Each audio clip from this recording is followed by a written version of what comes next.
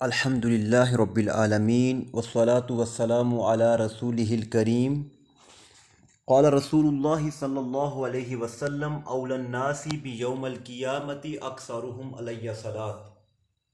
آقا علیہ الصلاۃ والسلام کا فرمان پاک ہے کہ جو شخص دنیا میں مجھ پر کثرت سے درود پاک پڑھے گا بروز قیامت میرے نزدیک ترین ہوگا۔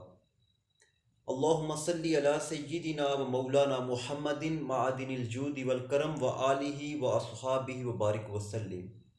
اللہم انزلہ المقعد المقرب عندک یوم القیامہ۔ آج ہم نیا چاند دیکھنے کی دعا سیکھیں گے۔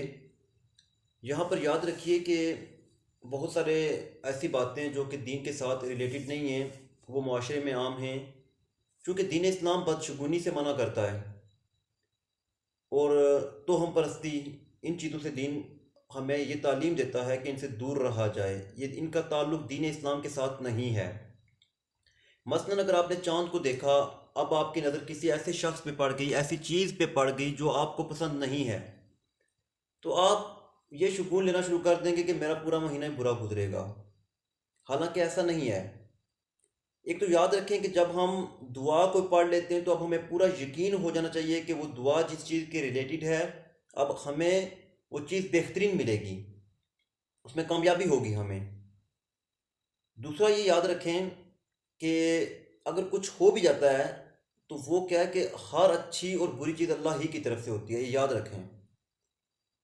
اب ہم نیا چاند دیکھنے کی دعا پڑھ لیتے ہیں۔ ترمذی شریف میں یہ حدیث مبارکہ ہے، اس میں یہ دعا ہمیں تلقین کی گئی، اللہم اہللہ علینا بالیمن والایمان والسلامت والاسلام ربی وربک اللہ۔ تو یہ نیا چاند دیکھنے کی دعا ہے۔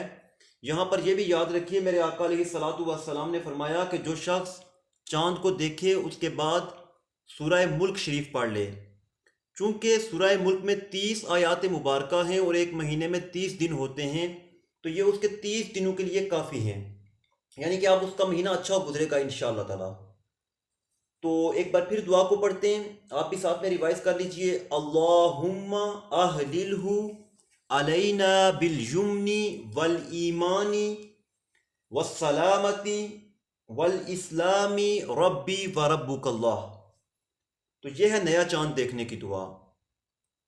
اب ہم وہ دعا پڑھیں گے جو کہ جب بھی ہماری چاند پہ نظر پڑے گی تو یہ دعا ہم پڑھ لیں گے تو انشاءاللہ تعالی بہت ساری برائیوں سے ہم بچ جائیں گے۔ دعا سنیے، بہت مختصر ہے، یاد بھی کر لیجئے، اعوذ باللہ من شر ھذا الغاسق۔ اس کا ترجمہ ہے کہ میں اللہ کی پناہ طلب کرتا ہوں اس تاریک ہو جانے والے کی برائی سے۔ یاد رکھیے کہ جو جادوگر ہیں عام طور پر ان دنوں میں جادو کرتے ہیں جن دنوں میں اندھیرا چھا جاتا ہے، یعنی کہ چاند کی روشنی ماند پڑ جاتی ہے۔